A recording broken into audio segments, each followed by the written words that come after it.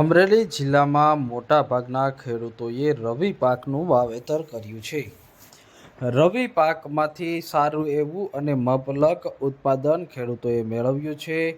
હાલ marketing yard ખાતે મોટી સંખ્યામાં ખેડૂતો જણસ લઈને પહોંચી રહ્યા છે અને સારા ભાવ મેળવી રહ્યા છે.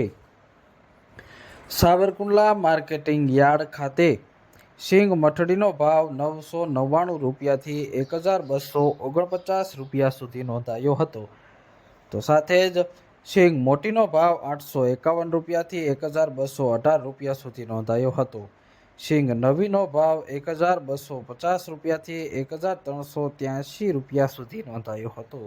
માર્કેટિંગ યાર્ડ ખાતે ઉનાળુ સિંગની આવક શરૂ થઈ ગઈ છે અને ઉનાળુ સિંગનો ભાવ 1383 રૂપિયા બોલાયો હતો.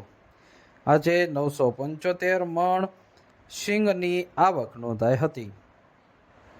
સાથે જ આજે તલ સફેદનો ભાવ 2651 રૂપિયાથી 2750 રૂપિયા નોંધાયો હતો. તલ કાળાનો ભાવ 3050 રૂપિયા સુધી નોંધાયો હતો. સાવરકુંડલા માર્કેટિંગ યાર્ડ ખાતે આજે 275 મણ તલની આવક નોંધાઈ હતી. જીરુનો ભાવ 3040 રૂપિયાથી 4500 રૂપિયા સુધી નોંધાયો હતો. આજે 96 મણ જીરુની આવક નોંધાઈ હતી. કપાસનો ભાવ 1251 રૂપિયાથી 1451 રૂપિયા સુધી નોંધાયો હતો. આજે 525 મણ કપાસની આવક નોંધાઈ હતી. ઘઉં લોકવન અને ઘઉં ટુકડાની હરાજી કરવામાં આવી હતી. ઘઉં લોકવનનો ભાવ 480 રૂપિયાથી 550 રૂપિયા સુધી નોંધાયો હતો. ઘઉં ટુકડાનો ભાવ 485 રૂપિયાથી 560 રૂપિયા સુધી નોંધાયો હતો. માર્કેટિંગ યાર્ડ ખાતે 1675 મણ ઘઉંની આવક નોંધાઈ હતી. તો સાથે જ બાજરાની આજે હરાજી કરાઈ હતી. બાજરાનો ભાવ 400 રૂપિયાથી 490 રૂપિયા બોલાયો હતો.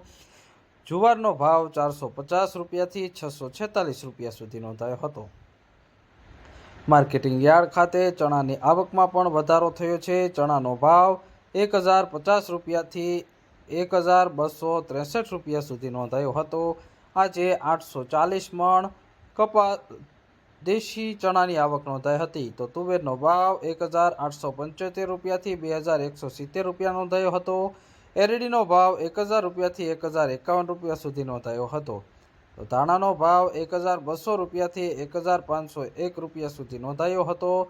મકાઈનો ભાવ 436 રૂપિયા નોંધાયો હતો. માર્કેટિંગ યાર્ડ ખાતે ચણાની 840 મણની આવક નોંધાઈ હતી. એરડીની 380 મણની આવક નોંધાઈ હતી.